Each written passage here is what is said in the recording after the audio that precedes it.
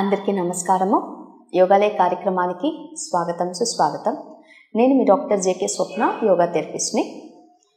మనం రకరకాల ఆరోగ్య సమస్యలకి యోగా థెరపీలో ఎటువంటి ప్రాక్టీసెస్ చేస్తే మనకి హెల్ప్ అవుతాయి, ఆ ప్రాబ్లమ్స్ ముదరకుండా నెక్స్ట్ స్టేజ్కి వెళ్లకుండా యోగా థెరపీతో వాటిని ఎలా మెయింటైన్ చేస్తూ రూట్ కాజ్ని, అంటే ఎక్కడి నుంచి స్టార్ట్ అయిందో ఆ ప్రాబ్లమ్ని రూట్ కాజ్తో మనం ఎలా ట్రీట్ చేయొచ్చు అనేది తెలుసుకుంటూ వస్తూ ఉన్నాము.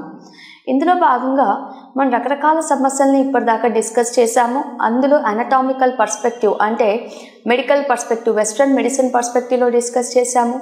యోగిక్ ఫిలాసఫీలో షట్చక్రాలు డిస్కస్ చేశాము, పంచకోశాలు డిస్కస్ చేశాము. ఎట్ ది సేమ్ టైం యోగాని, వెస్ట్రన్ మెడిసిన్ని రెండింటిని ఒకే తాటి మీదకి తీసుకురావాలనే ఉద్దేశంతో ఈ రెండు ఇంటర్ కనెక్ట్ చేస్తూ కొన్ని రకాల ఆసనాసు, స్టాండింగ్ ఆసనాసు ఎలా ఉపయోగపడతాయి, సిట్టింగ్ ఆసనాస్ ఎలా ఉపయోగపడతాయి, ఇవి కూడా డిస్కస్ చేసుకుంటూ వస్తున్నాం. ఈరోజు మనము ఇందులో భాగంగానే to bring the western and yogic practices on one line, ఒక లైన్కి తీసుకురావడానికి ఈరోజు మనము వేగస్ నర్వ్ స్టిమ్యులేషన్ గురించి తెలుసుకోబోతున్నాం. అసలు ఏంటిది వేగస్ నర్వ్? ఇది ఒక వ్యాధి అయితే కాదు, ఒక ఆరోగ్య సమస్య అయితే కాదు. మీరు జనరల్గా మీరు ఫిజియోథెరపీ చేయించుకుంటున్నా మీ ఆరోగ్య సమస్యలకి, లేదా యోగా ప్రాక్టీసెస్ ఇంతకుముందు చేయించుకుంటూ ఉన్నా, ఎప్పుడో ఒక దగ్గర అంటే యోగా ఫిలాసఫీ బాగా తెలిసిన వాళ్ళు, ఇన్ డెప్త్లో నాలెడ్జ్ ఉండేవాళ్ళు, అలాగే ఫిజియోథెరపీలో ఇన్ డెప్త్ నాలెడ్జ్ ఉండేవాళ్ళు మీకు ఎక్కడైనా వేగస్ నర్వ్ గురించి చెప్పుంటారు. అసలు ఏంటిది వేగస్ నర్వ్ అనేది ముందర తెలుసుకుందాము. మన బ్రెయిన్ స్కెలిటన్, మనది ఏదైతే పుర్రె ఏదైతే ఉంటుందో అందులో క్రేనియం అని అంటే పుర్రె నుంచి కిందకి వచ్చే భాగం అన్నమాట. అంటే మన బ్రెయిన్ ఏదైతే ఉందో దానిలో ఉండే మ్యాక్సిమం పార్ట్ అని అనుకోండి. మీకు బొమ్మలు ఏది చూపించుకోవడానికి మనకి మళ్ళీ వీడియోలో జనరేట్ అవుతుంది చూడండి. సో క్రేనియం, ఈ క్రేనియంలో 12 pairs ఆఫ్ నర్వ్స్ ఉంటాయి, అంటే నరాలు ఉంటాయని అనమాట, నర్వ్స్. ఈ 12 pair ఆఫ్ నర్వ్స్లో ఒక్క నర్వు 10వ నర్వు, 12 ఉంటే అందులో ఉండే 10వ నరం పేరు వేగస్ నర్వ్ అని అంటారు.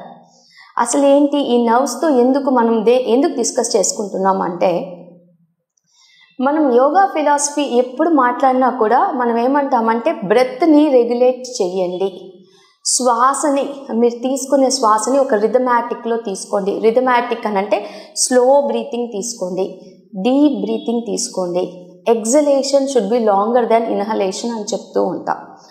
ఈ బ్రీతింగ్కి ఎందుకు అంత ఇంపార్టెన్స్ ఇచ్చారంటే, మన బ్రీత్ అంటే మన శ్వాస ఎలా ఉంటుందో మన మనస్సు కూడా అలా ఉంటుంది. మన శ్వాస కానీ ఎగుడు దిగుడు ఉన్నా, శ్వాస కంట్రోల్లో లేకపోయినా, శ్వాస యొక్క డ్యూరేషన్ కరెక్ట్గా లేకపోయినా, ఒకసారి 2 సెకండ్లు, ఒకసారి 4 సెకండ్లు అంటే యూనిఫామ్గా లేకపోయినా మన మనసు చాలా ఇబ్బందులు గురవుతూ ఉంటాయి, మన థాట్ ప్యాటర్న్స్ చేంజ్ అవుతూ ఉంటాయి. అందుకే బ్రెత్, మనం శ్వాస మీరు తీసుకునేటప్పుడు ఎప్పుడూ చెప్తాం, శ్వాస తీసుకుంటే మీ పారాసింపథెటిక్ నర్వస్ సిస్టమ్ యాక్టివేట్ అవుతుందండి, slow down your breath so that parasympathetic nervous system activate అవుతుంది అని అంటాం. Parasympathetic nervous system, sympathetic nervous system, ఈ రెండు ఏంటి అని అంటే ఒకదానికొకటి ఆపోజిట్ అనమాట. దీని ఫంక్షన్ డిఫరెంట్గా ఉంటుంది. ఈ రెండు కలిపితే అటానమస్ నర్వస్ సిస్టమ్ అని అంటాం. ఈ అటానమస్ నర్వస్ సిస్టము మన సెంట్రల్ నర్వస్ సిస్టంలో ఒక పార్ట్. సబ్జెక్ట్ కొద్దిగా డెప్త్లోకి వెళ్తుంది, అర్థం చేసుకోవడానికి ప్రయత్నం చేయండి. మన నర్వస్ సిస్టమ్, మన శరీరంలో నరాల వ్యవస్థ ఉంటుంది. నరాల వ్యవస్థలో మెయిన్ సెంట్రల్ నర్వస్ సిస్టమ్ అని అనుకుంటే అందులో ఒక భాగము autonomous nervous system. Autonomous nervous సిస్టంలో 2 ఉంటాయి, sympathetic nervous system, parasympathetic nervous system. ఈ సింపథెటిక్ నర్వస్ సిస్టమ్ అనేది మన బాడీలో ఉత్తేజాన్ని, యాక్టివిటీని, దాని తర్వాత యాక్షన్ ఓరియంటెడ్ అనమాట. ఎప్పుడు పని చేయాలి అన్నా మనకి సింపథెటిక్ నర్వస్ సిస్టమ్ యాక్టివేట్ అయి ఉండాలి.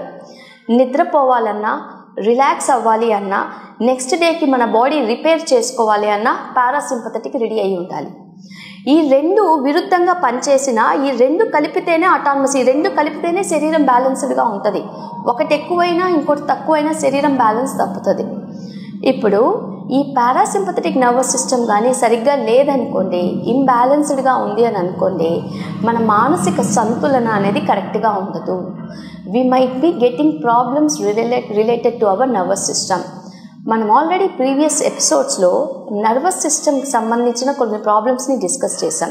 Like depression, anxiety, epilepsy, Parkinson disease. ఇలాంటివి అన్నీ కూడా నరాల సమస్యతో ఇబ్బంది ఉండే వాళ్ళకే ఈ ప్రాబ్లమ్స్ వస్తాయి. అలా నరాల సమస్యలు ఎవరికైతే ఉన్నాయో, నరాల్లో ఇబ్బంది ఎవరికైతే ఉందో ఆ నరాల్లో ఇబ్బందిని మనం కరెక్ట్ చేయాలి. ఇన్ని నరాల్లో ఒక నరం మాత్రం చాలా ఇంపార్టెంట్. ఆ నరం ఏంటి అంటే వేగస్ నర్వ్. ఇదంతా నేను వేగస్ నర్వ్ గురించి చెప్పడానికి ఇదంతా చెప్పాల్సి వచ్చింది. ఈ వేగస్ నర్వ్ అనేది మన పుర్రె నుంచి మన స్పైన్ వెన్నెముక్కకి ఏదైతే కనెక్షన్ ఉంటుందో అక్కడి నుంచి వస్తుందండి. దీని పేరు వేగస్ నర్వ్ అని ఎందుకు అన్నారు అంటే, వేగస్ అంటే గ్రీక్ భాషలో వ్యాండరింగ్. వ్యాండరింగ్ అని అంటే ఒక చోట అనేది ఉండదు, అటు ఇటు ఇటు అటు అంటే స్ప్రెడ్ అయ్యి ఉంటుంది. ఎలా స్ప్రెడ్ అయ్యి ఉంటుంది అంటే మన బాడీలో మన పుర్రె నుంచి స్పైన్కి కనెక్ట్ అయ్యి ఉంటుంది కదా, అక్కడి నుంచి స్టార్ట్ అయిన నరము రైట్ సైడ్ లెఫ్ట్ సైడ్ ఒక స్పైడర్ వెబ్ లాగా, సాలె గూడులాగా పైన నుంచి కింద మన రీప్రొడక్టివ్ సిస్టమ్ దాకా స్ప్రెడ్ అయ్యి ఉంటుంది ఆ నరం. ఆ ఒక్క నరము మీరు చెట్టు యొక్క ఆకు తీసుకుంటే వీన్స్ ఎలా ఉంటాయో అలా బాడీ మొత్తం కూడా స్ప్రెడ్ అయ్యి ఉంటుంది.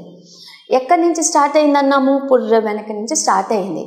సో దీని యొక్క ఫంక్షనాలిటీ, ఈ వేగస్ నర్వ్ యొక్క ఫంక్షనాలిటీ మన కంటి దగ్గర నుంచి మన రీప్రొడక్టివ్ సిస్టమ్ దాకా జరిగే అన్ని ఇన్వాలంటరీ ఫంక్షన్స్ అన్నిటినీ ఇదే చూసుకుంటుంది. మళ్ళీ ఇన్వాలంటరీ ఫంక్షన్స్ అంటే ఏంటి? Voluntary, involuntary. మన శరీరంలో కొన్ని సంకల్పితం, అసంకల్పితం అంటే మనకి తెలియకుండానే, అంటే మన కంట్రోల్ లేకుండానే కొన్ని ఫంక్షన్స్ జరుగుతాయి.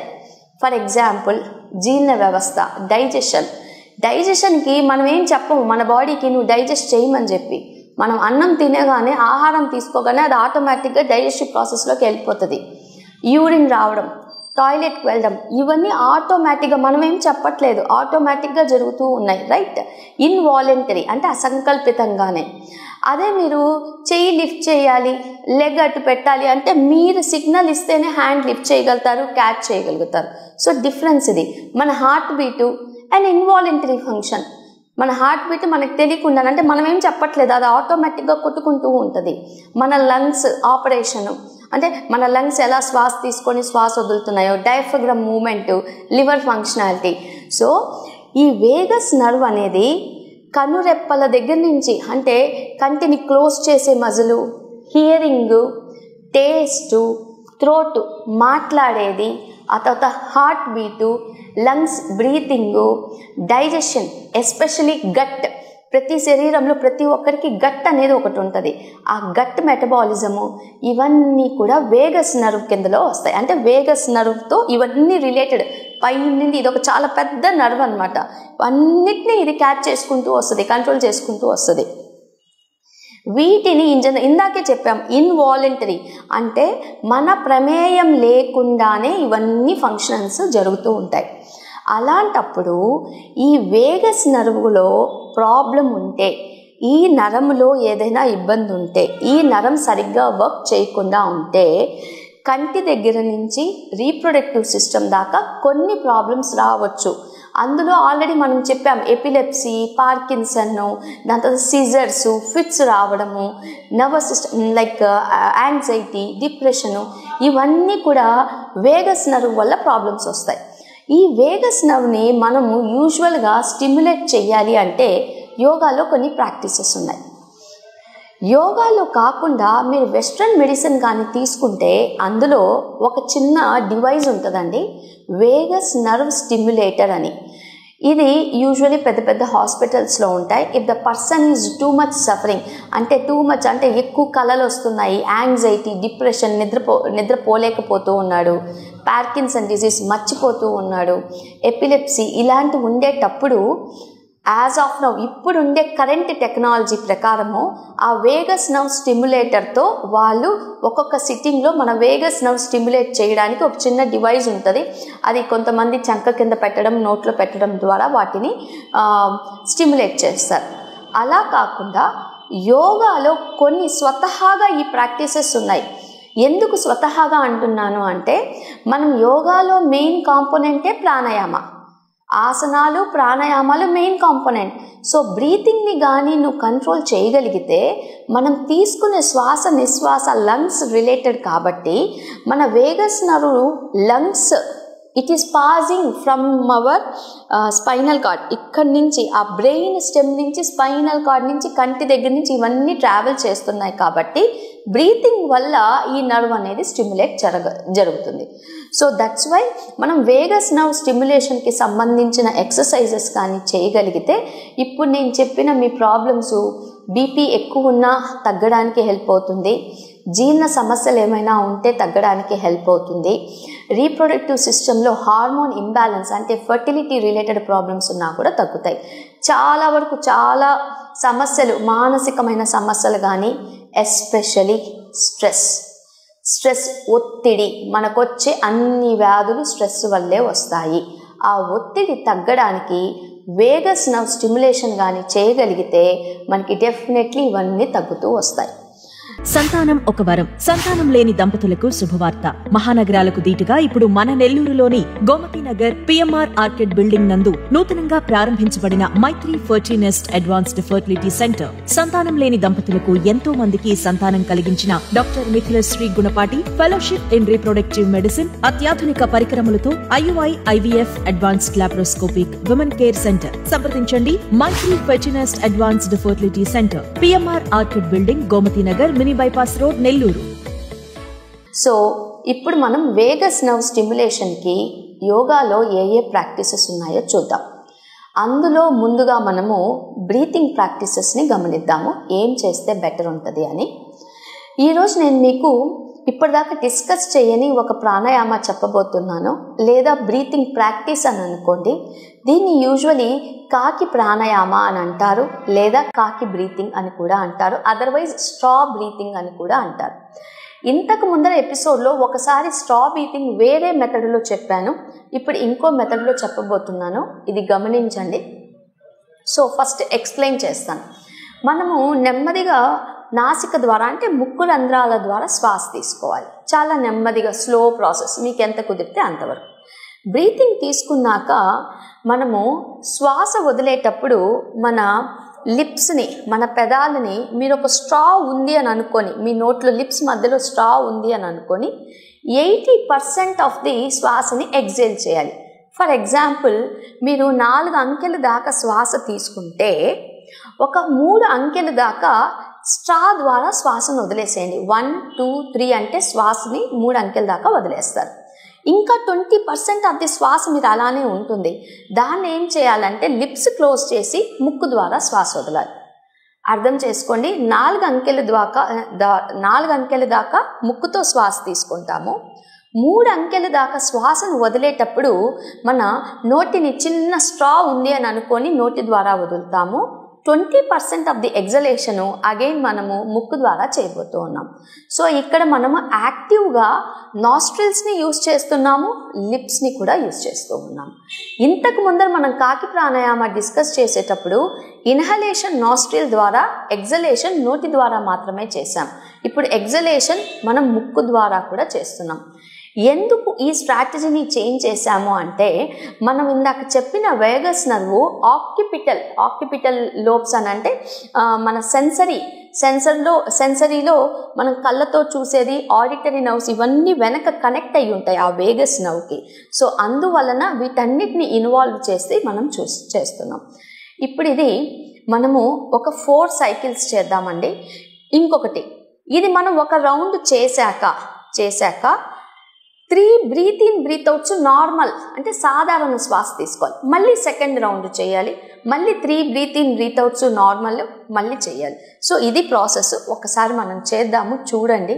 చూశాక ఆ తర్వాత మీరు ప్రాక్టీస్ చేయండి. సో చక్కగా మనము సుఖాసనంలో కూర్చోవాలి. వీపు నిటారుగా పెట్టండి, బాడీ రిలాక్స్డ్గా ఉంచండి. మీ షోల్డర్స్ ఎప్పుడు ఇలా కిందకి రాకూడదు, షోల్డర్స్ ఎప్పుడు చక్కగా ఇలా ఉంచాలి.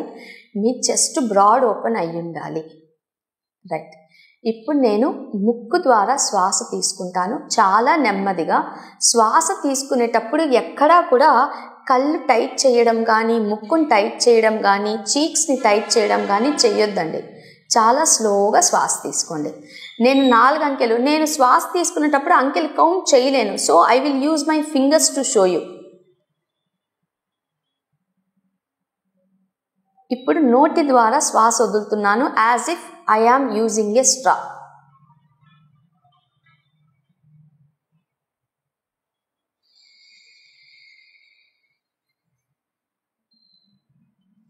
ఒక్క సైకిల్ చేశాను. 4 అంకెలు శ్వాస తీసుకున్నాను, 3 అంకెలు లిప్స్తో శ్వాస వదిలాను, ఇంకా 2 అంకెలు శ్వాస వదిలేటప్పుడు ఇంకొక 1 అంకె శ్వాస వదిలేటప్పుడు పొట్టను లోపలికి లాగుతూ నెమ్మదిగా ముక్కు ద్వారా శ్వాస వదిలాను. Now I will take 3 normal breath in breath outs.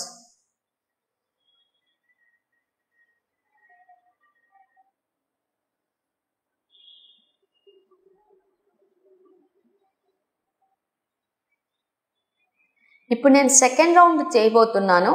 4 inhale,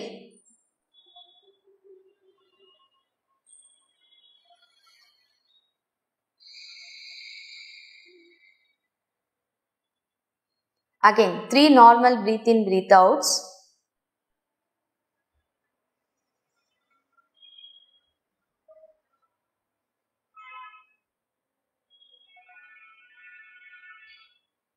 ఇప్పుడు థర్డ్ రౌండ్ చేయబోతున్నాను. ఇప్పుడు కౌంట్ కొద్దిగా పెంచుతున్నాను. ఎవరికైతే బాగా మంచి బ్రీతింగ్ కెపాసిటీ ఉందో నేను 6 ఇన్హేల్ తీసుకుంటాను, అంటే 6 అంకెల శ్వాస తీసుకుంటాను. 4 అంకెల దాకా శ్వాస వదులుతాను నోటి ద్వారా, 2 అంకెలు మళ్ళీ ముక్కు ద్వారానే శ్వాస వదులుతాను. జస్ట్ కౌంట్ పెంచుతున్నాను అంతే.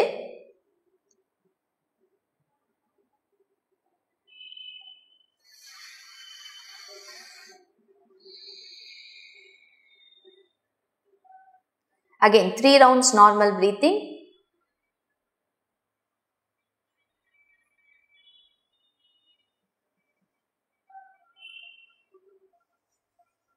రైట్. ఇప్పుడు నెక్స్ట్ 4th రౌండ్ చేయబోతున్నాను. నేను 10 దాకా ఇన్హేల్ చేస్తాను, 10 కౌంట్ దాకా ఇన్హేల్ చేస్తాను, 8 కౌంట్ దాకా లిప్స్ ద్వారా ఎగ్జేల్ చేస్తాను, ఒక 2 కౌంట్ మాత్రం ముక్కు ద్వారా ఎగ్జేల్ చేస్తాను. నెమ్మదిగా గమనించండి.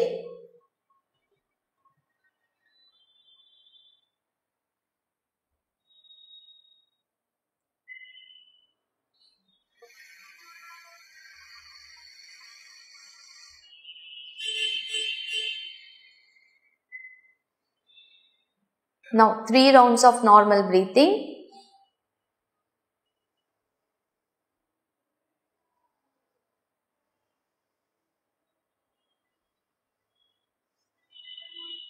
Slowly relax. ఇప్పుడు మనం చేసిన ఈ కాకి pranayama just first of all మీరు బ్రీతింగ్ని అర్థం చేసుకోండి. ఎలా ఇన్హేల్ ఎగ్జేల్ చేసామో రేషియో కౌంటు మీ కెపాసిటీ బట్టి ఒకేసారి 10 అంకెలు ఎవరు చేయలేరు. మీకు మంచిగా ప్రాక్టీస్ ఉంటే, చాలా రోజుల నుంచి ప్రాణాయామ చేస్తుంటే మీరు 10 అంకెల దాకా తీసుకోండి. అదర్వైజ్ ఫస్ట్ నేను చెప్పిన రేషియో ప్రకారము 4 inhale, 3 exhale through your lips, again 1 exhale through your nose చేయండి. ఇది చాలా చాలా ఎఫెక్టివ్ ప్రాణాయామ అండి. ఇది ఎవరెవరు ప్రాక్టీస్ చేయొచ్చు అనంటే వేగస్ నర్వ్ స్టిమ్యులేషన్కే కాదు, ఎపిలెప్సీ వాళ్ళు కంపల్సరీ చేయండి. ఆల్రెడీ ఎపిలెప్సీ వాళ్ళకి ప్రీవియస్ ఎపిసోడ్లో చూడండి, నేను గామా బ్రీతింగ్ అని కూడా ఇంకోటి చెప్పాను. చాలా ఎఫెక్టివ్ బ్రీతింగ్ టెక్నిక్స్ ఇవి ఒక్కరోజు కాదండి, ప్రతిరోజు మీరు ఒక 10 to 15 minutes బ్రీతింగ్ మీద స్పెండ్ చేయండి. మీకు నర్వస్ సిస్టమ్ ఏ డిజార్డర్స్ ఉన్నా కంపల్సరీ తగ్గుతాయి. టైం పెట్టుకొని ప్రాక్టీస్ చేయండి. ఇప్పుడు ఇది కూడా చేసేటప్పుడు మీరు మనసు ప్రశాంతంగా ఉంచాలి, బ్రీతింగ్ మీదే మీ మనసు అంతా ఉండాలి. రైట్. ఇది ఒక ప్రాణాయామం అయిపోయింది. సో ఎపిలెప్సీ, సిజర్స్ ఉండేవాళ్ళు, మానసికంగా గిల్ట్ అంటే ఏదైనా పని చేయలేకపోవడం, చేసిన పని గురించి బాధపడుతూ ఉండేవాళ్ళు, ఎక్కువ ఆలోచన ఉండేవాళ్ళు, నైట్ నిద్ర పట్టని వాళ్ళకు కూడా ఇది చాలా హెల్ప్ చేస్తుంది. Now we will go to the second pranayama. Ujjayi pranayama కూడా డెఫినెట్లీ మనకి వేగస్ నర్వ్ స్టిమ్యులేషన్కి హెల్ప్ చేస్తుంది. సో ఉజ్జయి ప్రాణాయామ ఏంటి? మనము ముక్కుతో శ్వాస తీసుకునేటప్పుడు అలాగే శ్వాస వదిలేటప్పుడు రెండు ముక్కుతోనే చేస్తాం. ఇన్హలేషన్ ఎగ్జలేషన్ ముక్కుతోనే తీసుకుంటాము. కాకపోతే ఇన్హేల్ ఎగ్జేల్ చేసేటప్పుడు మన గొంతుని ఇక్కడ టైట్ చేయాలి. గొంతుని ఇక్కడ టైట్ చేయడం అని అంటే అగైన్ ప్రీవియస్ ఎపిసోడ్లో ఒకసారి డిస్కస్ చేశాను. అద్దం ముందర మీరు ఇలా అద్దం మీ ముందర పెట్టుకొని ఎగ్జేల్ చేయండి. ఇలా మీరు ఎగ్జేల్ చేస్తే ఇక్కడ స్టీమ్ లాగా వస్తూ ఉంటుంది మీరు ఎగ్జేల్ చేశారు అని అంటే. సో ఈ ఎగ్జలేషన్ నోరు విప్పి ఎగ్జేల్ చేస్తున్నారు. అలా కాకుండా ఎగ్జలేషన్ పెదాలు క్లోజ్ చేసి చేస్తే అదే అప్పుడు ఇక్కడ టైట్ అవుతుంది. ఎప్పుడైతే మీరు ఇది క్లోజ్ చేసి ఎగ్జేల్ చేయడానికి ప్రయత్నం చేస్తారే అదే కన్స్ట్రిక్షన్ ఆఫ్ యువర్ థ్రోట్ అని అంటారు. ఇక్కడ ఉండే థ్రోట్ దగ్గర ఉండే మీ మజిల్, మీరు ఏదైతే స్వర పేటిక అని అంటారు కదా, వోకల్ కార్డ్స్, ఆ వోకల్ కార్డ్స్ని లైట్గా టైట్ చేస్తే మీరు తీసుకునే శ్వాస అనేది వదిలేటప్పుడు తీసుకునేటప్పుడు చిన్నగా ప్రెషర్ లాంటిది వస్తుంది. ఇప్పుడు నేను చేస్తాను చూడండి. మీకు కొండ గుర్తు ఏంటి అని అంటే మీరు ఇలా బ్రీతింగ్ చేసేటప్పుడు మీ సౌండ్ ఏదైతే శ్వాస తీసుకునే సౌండ్ వదిలే సౌండ్ సముద్రపు హోరులాగా ఉండాలి. ఓషన్ వేవ్ అని అంటారు. ఓషన్ వేవ్ బ్రెత్ అంటారు, లేదా పాము పడగ హిజ్జింగ్ బ్రెత్ లాగా ఉంటుంది. నేను ఇప్పుడు 5 సైకిల్స్ చేస్తాను, నెమ్మదిగా గమనించండి, చెయ్యండి. కొంతమంది ఫోన్ చేస్తున్నారు, వాళ్ళు ఎక్కువసేపు 5 కౌంట్ ఇన్హేల్ చేయలేకపోతున్నారని. It's okay. At least 3 count inhale 3 count exhale చేయడానికి ట్రై చేయండి. అది ఏ బ్రీతింగ్ ఉన్నా కూడా no need to go up to 5. First of all start with 3. ఇప్పుడు నేను ఉజ్జయి ప్రాణాయామ చేస్తాను. వీపు నిటారుగా ఉంచండి, చేతులు మీ థైస్ మీద ఉంచండి.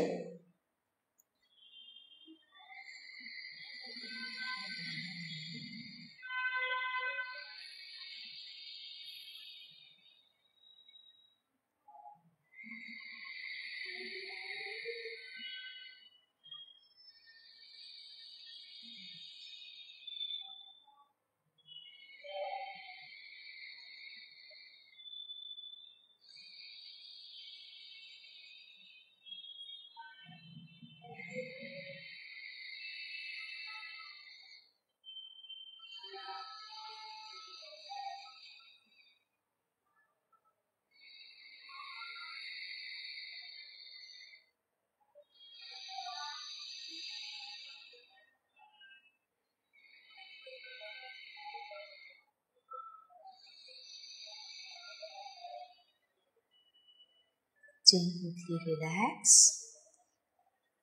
ఇప్పుడు మీరు గమనించుంటే ఉజ్జయి ప్రాణాయామలో నేను నా షోల్డర్స్ ఏమీ లిఫ్ట్ చేయలేదు, నా బాడీని నా చెస్ట్ని ఏమీ లిఫ్ట్ చేయలేదు. శ్వాస తీసుకొని ఉంటే నా పొట్ట పైకి కొద్దిగా ఉబ్బుంటుంది, శ్వాస వదిలేటప్పుడు లోపలికి వెళ్ళి ఉంటుంది. సౌండ్ కానీ మీకు ఈ మైక్ ద్వారా నాకు తెలిసి సౌండ్ లిటిల్ బిట్ వినిపించుంటుంది.